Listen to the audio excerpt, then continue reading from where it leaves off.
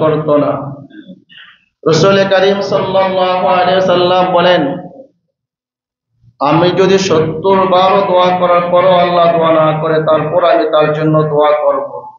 তারই পরিপ্রেক্ষিতে আল্লাহ সুবহানাহু ওয়া তাআলা এই আয়াতটুকু নাযিল করে। এই আয়াতের আরেকটি শানে নুজুল হলো, নাজিলের প্রেক্ষাপট হলো, হযরতে কাতাদা রাদিয়াল্লাহু তাআলা আনহু বলেন, মুনাফিকদের সরদার আব্দুল্লাহ ইবনে উবাই ইবনে সালুল যখন মৃত্যু শয্যায় রাসূল করিম সাল্লাল্লাহু আলাইহি ওয়াসাল্লামের নিকটে লোক প্রেরণ করলেন, লোক পাঠালেন। রাসূল করিম সাল্লাল্লাহু আলাইহি ওয়াসাল্লাম লোক মারফতে খবর জানতে পেরে তাকে দেখার জন্য তার দরবারে ছুটে আসলেন। রাসূল করিম সাল্লাল্লাহু আলাইহি ওয়াসাল্লাম বললেন, হে উবাই, মুশরিকদের ভালোবাসা, ইহুদিদের ভালোবাসা তোমাকে ধ্বংস করে দিয়েছে।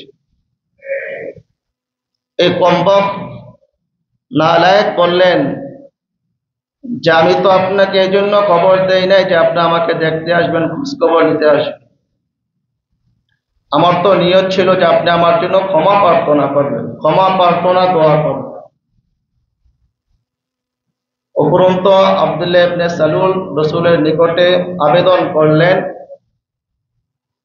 যে আপনার একটি জামা মুবারক আমাকে দান করুন, যে জামা মুবারক দিয়ে আমার কাফনের ব্যবস্থা করা হয়। রাসূল করিম সাল্লাল্লাহু আলাইহি ওয়াসাল্লাম জামা মুবারক দিয়ে দিলেন এবং তার মৃত্যুর পরে রাসূল করিম সাল্লাল্লাহু আলাইহি ওয়াসাল্লাম তার জানাজায় শরীক হলেন, তার জানাজার নামাজ পড়ালেন এবং তার জানাজার সাথে রাসূল করিম সাল্লাল্লাহু আলাইহি ওয়াসাল্লাম কবরস্থানে গেলেন।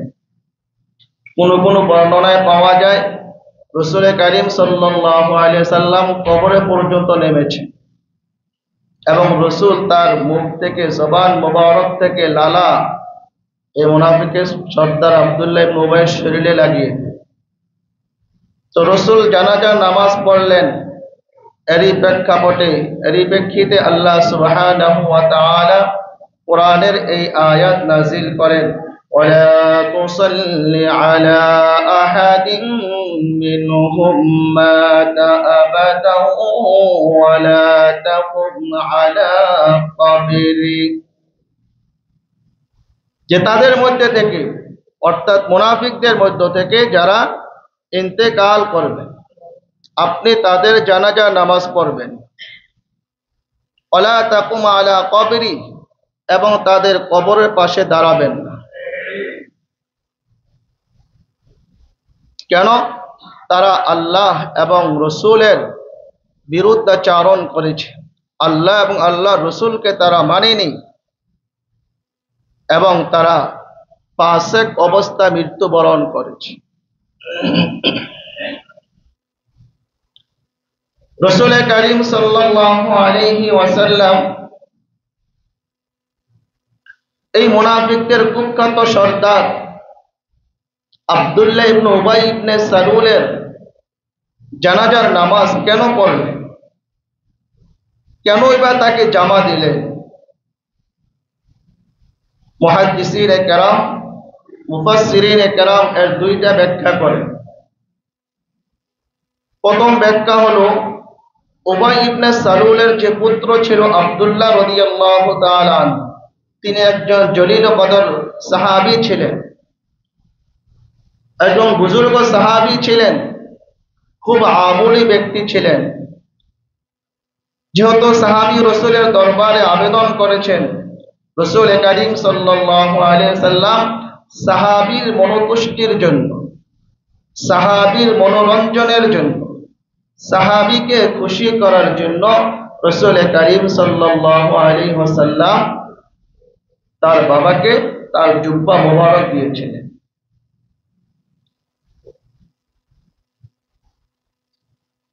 তার জানাজায় গিয়েছিলেন। জুব্বা মুবারক দেওয়ার আরেকটি কারণ হলো রাসূল করিম সাল্লাল্লাহু আলাইহি ওয়াসাল্লামের চাচা আব্বাস রাদিয়াল্লাহু তাআলা আনহু ইসলামের সর্বপ্রথম যুদ্ধ আজিমুশ-শান যুদ্ধ বদর যুদ্ধ সংঘটিত হয়েছিল। ওই যুদ্ধে আমরা সকলে জানি মুসলমানরা বিজয় লাভ করেছিল। মুসলমানরা 313 অথবা 14 জন ছিলেন, তার বিপরীত কাফেরদের সংখ্যা ছিল 1000-এর উপর, এবং কাফেররা সকলে অস্ত্রে শস্ত্রে সজ্জিত ছিল। তো ওই যুদ্ধে মুসলমানরা বিজয় লাভ করলেন। কাফেরদের 70 জনকে জাহান্নামে পাঠানো হলো, নিহত করা হলো, আর 70 জনকে বন্দী করা হলো। বড় বড় লিডারদেরকে হত্যা করা হয়েছে, অনেক বড় বড় লিডারদেরকে বন্দী করা হয়েছে। ওই সমস্ত লোকদের মাঝে হযরত আব্বাস রাদিয়াল্লাহু তাআলা আনহু ছিলেন। তো আব্বাস রাদিয়াল্লাহু তাআলা আনহুকে যে বন্দী করে আনা হলো, আব্বাস রাদিয়াল্লাহু তাআলা আনহুর শরীরে কাপড় ছিল না। আর আব্বাস রাদিয়াল্লাহু তাআলা আনহু ছিলেন অনেক লম্বা চওড়া মানুষ। কোন সাহাবীর শরীরের কাপড়ও তার শরীরে লাগতেছিল না। তখন মুনাফিকদের সর্দার আব্দুল্লাহ ইবনে উবাই ইবনে সালুল, সেও লম্বা ব্যক্তি ছিল, মোটা তাজা ছিল, লম্বা মানুষ ছিলেন। ওই মুনাফিক সর্দার আব্দুল্লাহ ইবনে উবাই ইবনে সালুল তার নিজের জুব্বা খুলে জামা খুলে রাসূলের চাচা আব্বাস রাদিয়াল্লাহু তাআলা আনহুকে দিয়েছিলেন। এই জন্য রাসূল করিম সাল্লাল্লাহু আলাইহি সাল্লাম অনুগ্রহ স্বরূপ আব্দুল্লাহ ইবনে উবাই ইবনে সালুলের মৃত্যুর সময় যখন জামা চেয়েছেন, ওই আপনার যেহেতু সে তার চাচাকে জামা দিয়ে সহযোগিতা করেছিলেন, ওই জামার বিনিময় স্বরূপ বলেন অথবা অনুগ্রহ স্বরূপ যেটাই বলেন, অনুগ্রহ স্বরূপ রাসূল করিম সাল্লাল্লাহু আলাইহি সাল্লাম তার জামা মুবারক ওই আপনার উবাই ইবনে সালুলকে দিয়েছে। তো যেদিন থেকে রাসূল আল্লাহ সুবহানাহু ওয়া তাআলা এই আয়াত নাযিল করলেন, ওয়ালা তুসাল্লি আলা আহাদিম মিনহুম আবাদা, যে আপনি তাদের জানাজার নামাজ পড়বেন না, তাদের কবরে দাঁড়াবেন না, তারপরে আর কোন এরকম হাদিস পাওয়া যায় না, ইতিহাস পাওয়া যায় না যে রাসূল করিম সাল্লাল্লাহু আলাইহি সাল্লাম কোন মুনাফিকের জানাজার নামাজ আদায় করেছেন অথবা কোন মুনাফিকের কবরের পাশে তিনি দাঁড়িয়েছেন। মুনাফিকরা ইসলামের চিরশত্রু। ইসলামের যুগে রাসূলের জামানায় মুনাফিকরা ইসলামের যতটুকু ক্ষতি করেছে কাফের ততটুকু ক্ষতি করতে পারে না। কারণ মুনাফিক তো তাদেরকে বলা হয় যারা নিজেদেরকে ইসলাম ও মুসলমান বলে দাবি করেছেন, মুসলমান বলে দাবি করেছেন বাহ্যিকভাবে, কিন্তু অন্তরে ছিল কি কুফরি, অন্তরে ছিল মুনাফিকি। তো তারা বাহ্যিকভাবে মুসলমান দাবি করে মুসলমানদের সাথে সাহাবায়ে কেরামের সাথে ওঠা বসা চাল চলন করতেন, যার কারণে মুসলমানদের ভিতরগত বিষয়গুলা তারা আয়ত্ত করে জেনে এগুলা কাফেরদের কাছে লাগিয়ে দিতেন, আর কাফেররা আগ থেকে সতর্ক হয়ে যেত। যার কারণে কাফের অতটুকু ক্ষতি করতে পারে নাই যতটুকু এই মুনাফিক মার্কা মুসলমানগুলো ইসলামের ক্ষতি করেছে। বর্তমানেও তো আমাদের একই অবস্থা দেখেন, সুদান সহ। আজকে যদি মুসলমানের পাশে দাঁড়াইত, আজ যদি ইসলামী রাষ্ট্রগুলো ইসলামের মুসলমান রাষ্ট্রগুলো মুসলমান রাষ্ট্রের পাশে দাঁড়াইতো, সহযোগিতা না করে কমপক্ষে যদি দাঁড়াইতো, বলে আমার সীমানা ব্যবহার করে আমার কোন মুসলমান ভাইয়ের উপর আক্রমণ করতে আমরা দিব না, এতটুকু যদি বলতো, তাহলে কোন মালাউনের বাচ্চা আজকাল ইসলাম মুসলমানদেরকে হতে পারতো না, তাদের আক্রমণ করতে পারতো না। ঠিক কিনা বলে? ইসলামী রাষ্ট্রগুলাকে ব্যবহার করে তারা আজকে আমাদের মুসলমান ভাইদেরকে ধ্বংস করতেছে। ইসলামী রাষ্ট্রগুলা ব্যবহার করে এগুলোতে ঘাঁটি পেতেই তারা আজকে আমাদেরকে হত্যা করতেছে। ঠিক ওইটা রাসূলের জমানা থেকে চলে আসতেছে। এই মুনাফিক গুলো মুসলমানদেরকে বাহ্যিকভাবে দেখাচ্ছে আমরা তোমাদের বন্ধু, আমরা তোমাদের সাথে আছি, আমরা তোমাদের হিতাকাঙ্ক্ষী, আমরা মুসলমান, আমরা দিনদার মুত্তাকি, কিন্তু তারা বাস্তবিক পক্ষে দিনদার মুত্তাকি ছিল না, কিন্তু তাদের অন্তরে ছিল মুনাফিকি নাফাকি, আর এই নাফাকির সুযোগ নিয়ে তারা দ্বীন ও ইসলামের গুরুতর ক্ষতি করেছে। রাসূল করিম সাল্লাল্লাহু আলাইহি ওয়াসাল্লাম যারা জিনা করত, জিনাকারীদের জানাজা নামাজও পড়তেন। যারা ফাঁসি দিত, আত্মহত্যা করত, তাদের জানাজার নামাজও রাসূল পড়তেন। সমাজের সুদখোর, ঘুষখোর, জিনাকার, ব্যভিচারে যারা লিপ্ত হতেন, তাদের জানাজার নামাজ রাসূল কারীম সাল্লাল্লাহু আলাইহি সাল্লাম পড়তেন। এবং ফতোয়া এটার উপরেই, যারা সমাজের সুদখোর, ঘুষখোর, জিনাকার, যারা আত্মহত্যা করে মৃত্যুবরণ করে, সমাজের ইমাম তাদের জানাজার নামাজ পড়াবে না। সমাজের গণ্যমান্য ব্যক্তিরা তাদের জানাজার নামাজে শরীক হবে না। বলে কেন? বলে এটা শিক্ষা হোক, অন্যরা শিক্ষা গ্রহণ করুক, আরে অমুকে জিনা করেছে বা অমুকে আত্মহত্যা করেছে বিদায় সমাজের ইমাম তার জানাজার নামাজ পড়াইছে। এলাকার গণ্যমান্য মুরব্বীরা তারা জানাজার নামাজে শরীক হয় নাই। সুতরাং আমরা যদি এসব কাজ করি, তাহলে কিন্তু এলাকার ইমাম বা এলাকার গণ্যমান্য মুরব্বী যারা, সরকার যারা, আর যদি ইসলামী রাষ্ট্র হয়ে থাকে, ইসলামী রাষ্ট্রের রাষ্ট্রপ্রধান আমার জানাজার নামাজে শরীক হবে না, আমার জানাজার নামাজ পড়াবে না, তখন সে কি করবে? এই খারাপ কাজগুলো থেকে অটোমেটিক বিরত থাকার চেষ্টা করবে। ইমরাতে গামিদিয়া, এক মহিলা জিনায় লিপ্ত হয়েছেন, ব্যভিচারে লিপ্ত হয়েছে। রাসূল কারীম সাল্লাল্লাহু আলাইহি ওয়াসাল্লামের নিকটে আসলেন, ইয়া রাসূলুল্লাহ, ইয়া হাবিবাল্লাহ, তাহিরনি, আমাকে পাক পবিত্র করে দিন, পবিত্র করে দিন, আমি জিনার মাধ্যমে গর্ভবতী হয়ে গেছি। রাসূল বললেন যে তুমি জিনা করেছো ঠিক আছে, কিন্তু তোমার পেটের যে বাচ্চা, তুমি অন্যায় করেছো ঠিক আছে, তোমার পেটের বাচ্চা অন্যায় করে নাই, তার কোনো দোষ নাই, তুমি এখন চলে যাও, যখন তোমার বাচ্চা ভূমিষ্ঠ হবে, দুনিয়াতে আগমন করবে, তখন তুমি আমার নিকটে আসো। ওই মহিলা চলে গেলেন রাসূলের দরবার থেকে। বাচ্চা যখন ভূমিষ্ঠ হলেন, আবার বাচ্চা কোলে নিয়ে রাসূলের দরবারে আসলেন, ইয়া রাসূলুল্লাহ, এবার আমার বাচ্চা দুনিয়াতে আগমন করেছে, এবার জিনার যে শাস্তি, যে হদ, দণ্ডবিধি, সেটা বাস্তবায়ন করো। রাসূল বললেন যে না, এখন করা যাবে না, এখন মাত্র সে সবে মাত্র দুনিয়াতে আগমন করেছে, তাকে দুধ খাওয়ানো, লালন পালন করা তোমার দায়িত্ব। সে যখন শক্ত খাবারে অভ্যস্ত হবে, তখন তুমি আমার নিকটে আইসো, তখন তোমার বিচার করা হবে। মহিলা চলে গেলেন। আবার কয়েকদিন পরে মহিলা তার সন্তানের হাতে একটু শক্ত খাবার হাতে নিয়ে রাসূলের দরবারে চলে আসলেন। অর্থাৎ তিনি একথা বুঝাতে চাইলেন যে আমার সন্তান এখন শক্ত খাবারে অভ্যস্ত হয়েছে, আমার উপর হদ প্রয়োগ করুন, দণ্ডবিধি প্রয়োগ করুন। রাসূল দেখলেন যে না, বাস্তবিককে তা। কারণ মহিলা তো অস্থির, আমার দ্বারা গুনাহ হয়ে গেছে, আমি অন্যায় করে ফেলেছি, অপরাধ করে ফেলেছি, যত দ্রুত আমাকে শাস্তি দেওয়া হবে, তত দ্রুতই আমি কি পেয়ে যাব? গুনাহ থেকে মুক্তি পেয়েছি।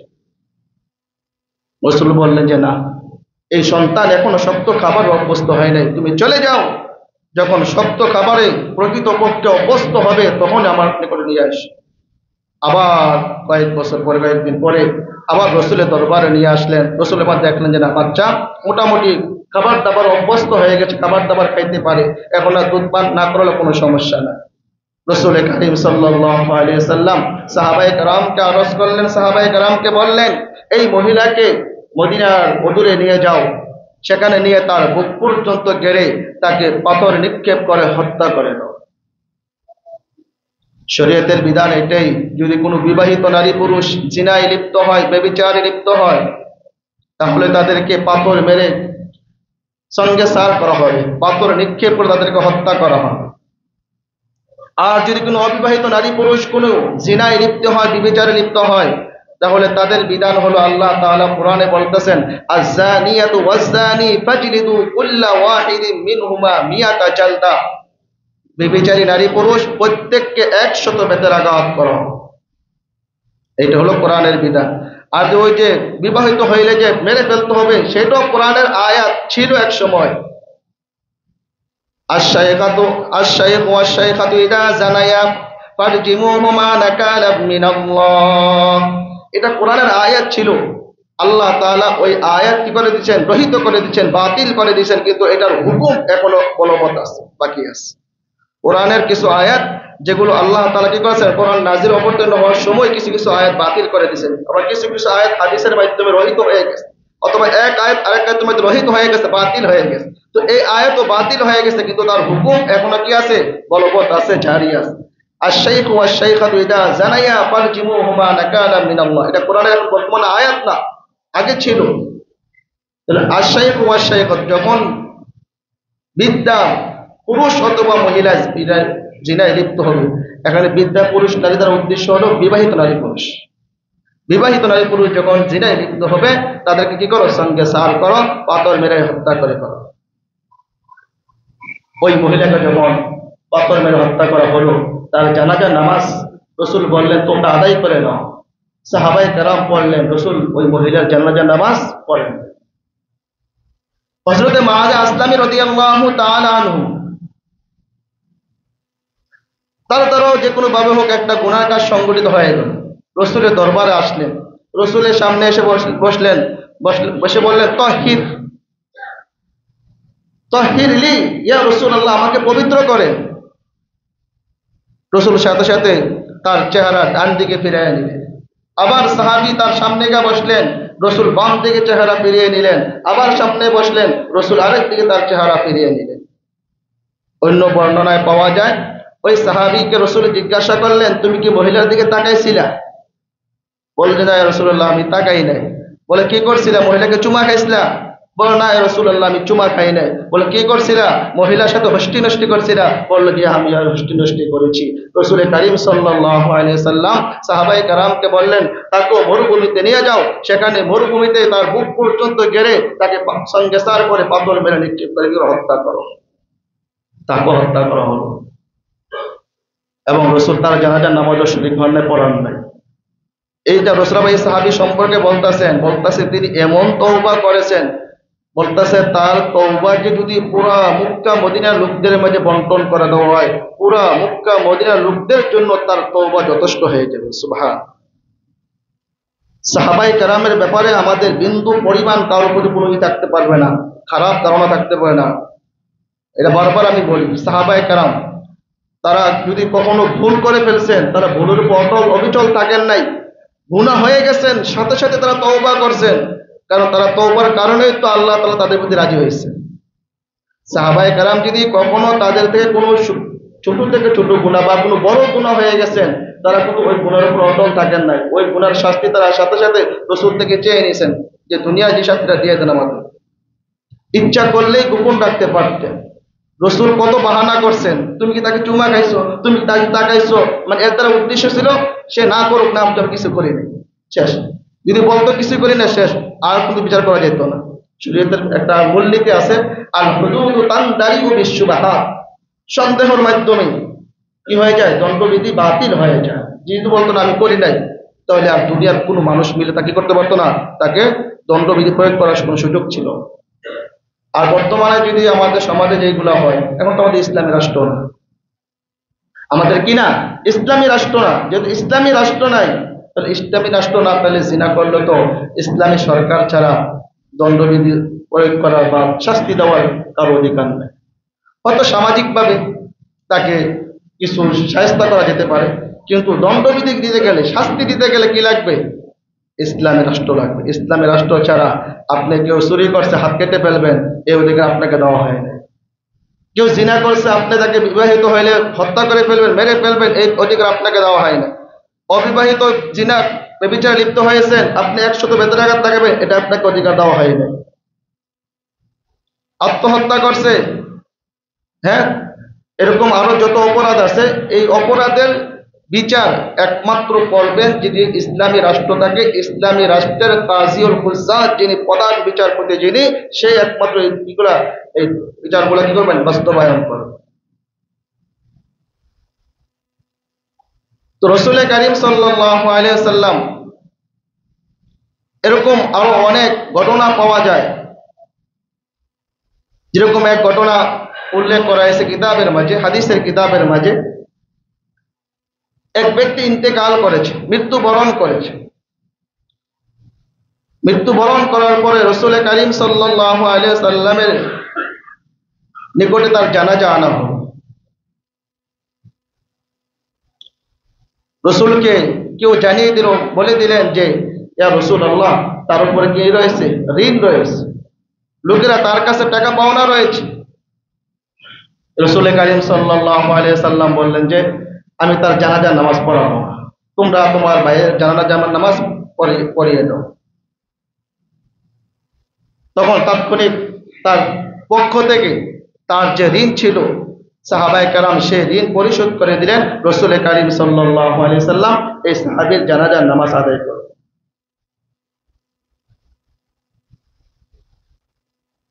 তো আজকে তো আমরা ঋণ এটাকে কিছুই মনে করি না,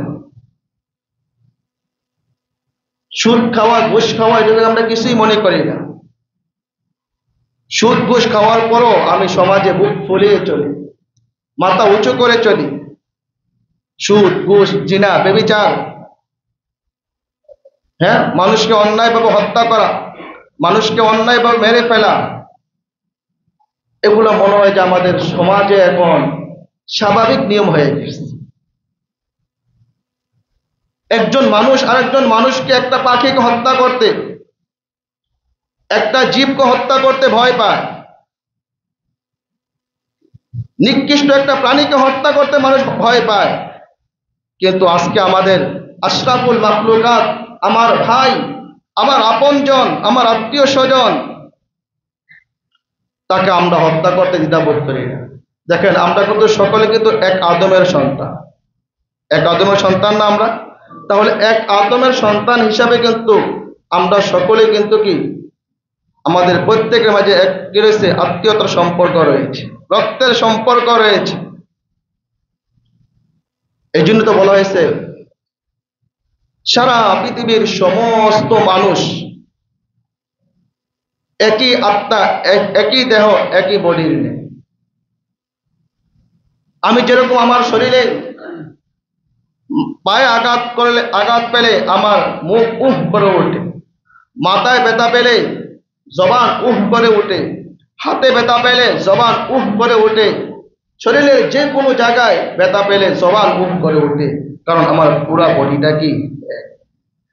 ঠিক তদ্রূপ ভাবে সারা পৃথিবীর সমস্ত মানুষ, উম্মতে মুসলিমা যারা রয়েছেন, সমস্ত উম্মতে মুসলিমারা তারা এক দেহ, এক বডির ন্যায়।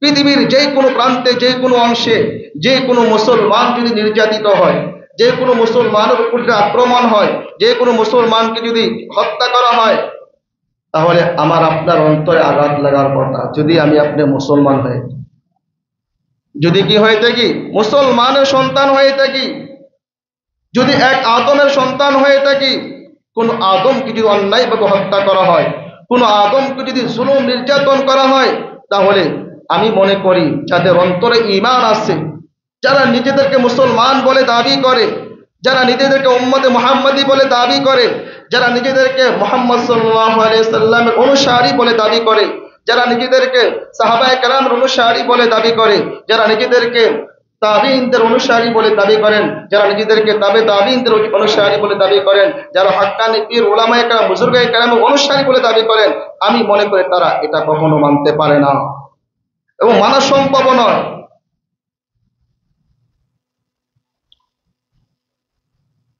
আজকে মানুষ মানুষকে কিভাবে হত্যা করতেছে, মানুষ মানুষের প্রতি কিভাবে জুলুম নির্যাতন করতেছে, অথচ একটা আপনার নিকৃষ্ট প্রাণী বিড়াল, বিড়ালকে অহেতুকভাবে কষ্ট দেওয়ার কারণে একজন বুজুর্গ মানুষ, ভালো মানুষ, তার জন্য জাহান্নামের ফয়সালা হয়ে গেল।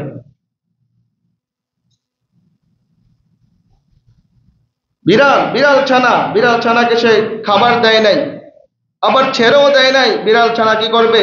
পোকা মাকড় খেয়ে, কাঁটা খেয়ে নিজের জীবন বাঁচাবে। তো আল্লাহ জিজ্ঞাসা করলেন, তো তুমি এটাকে কেন বন্দি করে রাখলে, কেন তাকে ছেড়ে দিলে না? তখন তার কোনো জবাব নেই। জবাব আছে? একটা অবলা প্রাণী, এগুলা তো কোনো বাকশক্তি নাই, কথা বলতে পারে না। তো তুমি কেন বিড়ালকে বন্দি করে রাখলা, খাবারও দিলে না, আবার কেন ছেড়েও দিলে না? যে ছেড়ে দিল এটা পোকামাকড়কে জীবন বাঁচাইতে পারতো। কোনো জবাব নাই। আল্লাহ তাআলা বললেন যাও, জাহান্নামে যাও। তাহলে বিড়ালের মতো একটা প্রাণীকে যদি কষ্ট দেওয়ার কারণে একটা মানুষের জন্য জাহান্নামের ফয়সালা হয়ে যেতে পারে, আবার এই ঘটনাও আছে, কুকুরের মতন একটা নিকৃষ্ট পানিকে পানি পান করানোর কারণে আল্লাহ তাআলা জান্নাতের ফয়সালা করে দিয়েছে। আগের জমানার এক বেশ্যা মহিলা, ওই মহিলা রাস্তার পাশ দিয়ে যাচ্ছিলেন। প্রচন্ড গরমের কারণে, তৃষ্ণার কারণে ওই মহিলার প্রাণবায়ু যখন বের হয়ে যাওয়ার উপক্রম হয়েছে, ওই মহিলা একটি কূপে নামলেন পানি পান করার জন্য। কূপ থেকে পানি পান করে যখন উপরে উঠলেন, দেখলেন আল্লাহর সৃষ্টি জীব একটি কুকুর তৃষ্ণার কারণে, পিপাসার কারণে কাদা মাটি চাটতেছে। ওই বেশ্যা মহিলা, ওই মহিলা তিনি বললেন, তৃষ্ণার কারণে, পিপাসার কারণে, গরমের কারণে আমার যে অবস্থা হয়েছে, পিপাসার কারণে, প্রচন্ড গরমের কারণে কুকুরেরও সেই অবস্থা হয়েছে। অর্থাৎ পিপাসার কারণে আমি যেরকম মরণের উপক্রম হয়ে গিয়েছি, মৃতপ্রায় অবস্থায় উপনীত হয়ে গিয়েছি, কুকুরটিরও সেই অবস্থা হয়েছে। ওই আল্লাহর বান্দী তার পায়ের মৌজা খুলে কূপে নামলেন এবং মৌজা ভর্তি পানি করে মুখ দ্বারা কামড় দিয়ে ধরে উপরে উঠলেন। উপরে ওঠার পরে ওই আল্লাহর বান্দী ওই কুকুরের জবানে পানি ঢেলে দিলেন। ওই কুকুর পানি খেয়ে জীবিত হয়ে গেল, প্রাণে বেঁচে গেল। ওই ব্যক্তি মৃত্যুবরণ করার পরে আমার আল্লাহ বলেন, আমি আল্লাহ ওই মহিলাকে মাফ করে দিলাম। তাহলে আল্লাহর সৃষ্টিজীব বিড়ালকে কষ্ট দেওয়ার কারণে একজন মানুষ, ভালো মানুষ, তার জন্য জাহান্নামের ফয়সালা হয়ে গেল। আর কুকুরকে পানি পান করানোর কারণে একজন বেশ্যা মহিলা, একজন নিত্য মহিলা, একজন পতিতার মহিলা কুকুরকে পানি পান করানোর কারণে আমার আল্লাহ ওই বেশ্যা মহিলাকে জান্নাতের চাবিকাঠি দিয়ে দিলেন। তাহলে আজকে যদি আমরা মানুষের বিপদের সময় মানুষের পাশে দাঁড়াই, মানুষকে যদি সাহায্য সহযোগিতা করি এবং অন্যায়ভাবে যদি কারো উপরে হাত না উঠাই, অন্যায়ভাবে যদি কাউকে হত্যা না করি, অন্যায়ভাবে যদি কাউকে আপনার গালি না দেই, আল্লাহ তাআলার বান্দার যদি সাহায্যে লেগে থাকি, আমার রাসূল বলতেছেন, বান্দা তুমি অন্য ভাইয়ের সাহায্যে যতক্ষণ পর্যন্ত লেগে থাকবে, আমার আল্লাহ তোমার সাহায্যে ততক্ষণ পর্যন্ত লেগে থাকবে। প্রিয় হাজিরিন, এই দুনিয়া আসলে থাকার জায়গা, আমরা কেউ কিন্তু থাকতে পারবো না। আমরা যে যতই বাহাদুরি করি না কেন, যেভাবে বাহাদুরি করি না কেন, ক্ষমতার বাহাদুরি হোক বা টাকা পয়সার আত্মগরিমা হোক, ক্ষমতার আত্মগরিমা হোক, যে কোনো ভাবে হোক, যত বাহাদুরি করি না কেন, যত আপনার কত হাজার হাজার পাহলওয়ান যারা সারা পৃথিবীর রাজত্ব করেছেন, যারা সারা পৃথিবীর দাপটের সাথে কি করেছেন, রাষ্ট্র পরিচালনা করেছেন, তারা কেউ আজকে আছেন? কেউ নাই, সবাই চলে গেছে। তাহলে আমি আপনাদের যাব না, তার কি নিশ্চয়তা? আমি অনেক সময় বৃদ্ধা বাবাদের দিকে তাকাই, অনেক সময় চিন্তা করি, আর এই 5-6 বছর আগে যে বাবাদেরকে দেখছি, কি সুঠাম দেহের অধিকার, কি দাপটের সাথে চলছেন। মানুষকে মানুষ মনে করেন নাই, শরীরে রক্ত গরম ছিল, শরীরে শক্তি ছিল। আজকে 5-10 বছরের ব্যবধানে এই বাবাগুলা, বৃদ্ধা বাবাগুলা এমন এক অবস্থায় উপনীত হয়েছেন, এখন আর নিজেও চলতে পারে না, ঘরে শায়িত, লাঠি ছাড়া চলতে পারে না, বিছনায় শায়িত। একটু চিন্তা করেন, কেন এত বাহাদুর? কেন? কিসের কারণ? আপনি আমি একটা মিম্বরে বসছি, মিম্বর থেকে উঠতে পারবো, তারপর ক্ষমতা আমার আছে? কথা বলেন না, এখন আছে ক্ষমতা? আপনারা যে মসজিদে আসছেন, মসজিদ থেকে বের হয়ে যেতে পারবেন, এটা কোনো নিশ্চয়তা আছে? যে কোনো মুহূর্তে আজরাইল ফেরেশতা আমার আপনাকে এমন থাবা মারবে, আমার আপনার প্রাণবায়ু বের করে নিয়ে যাবে। এটা হলো তো বাহাদুরিটা। সারা পৃথিবীতে আজকে একই অবস্থা, মানুষ হত্যা, মানুষের উপর জুলুম নির্যাতন চলতে আছে, জুলুম নির্যাতন স্কিম রোডাল চলতেছে। আজকে আমরা এই জুলুম করাটাকে জুলুম মনে করি না, অন্যায়টাকে আমরা অন্যায় মনে করি না। এই জন্য আমি আমার মুসলিম কারামদেরকে বিশেষভাবে অনুরোধ করব, সারা পৃথিবী কায়িত হয়ে যাক, সারা পৃথিবী ধ্বংস হয়ে যাক, আমরা কি করব না, কার উপর জুলুম করব না, আমরা কার উপর অত্যাচার করব না, আমরা কার উপর অন্যায়ভাবে হাত উঠাবো না। রাজি আসে তো ইনশাআল্লাহ? জুলুম করব, মানুষের উপর হাত উঠাবো, আত্মসাৎ করব, সুদ খাইব, ঘুষ খাইব? আল্লাহ তাআলা আমাদের সকলকে সব ধরনের পাপাচার থেকে, সব ধরনের খারাপ কাজ থেকে, অশ্লীল কাজ থেকে, গুনাহের কাজ থেকে বিরত থাকবার তৌফিক দান করেন। ওয়া আখিরু দাওয়ানা আলহামদুলিল্লাহি রাব্বিল আলামিন। যারা সুন্নাত পড়েন নাই, চার রাকাত কবলাল জুমা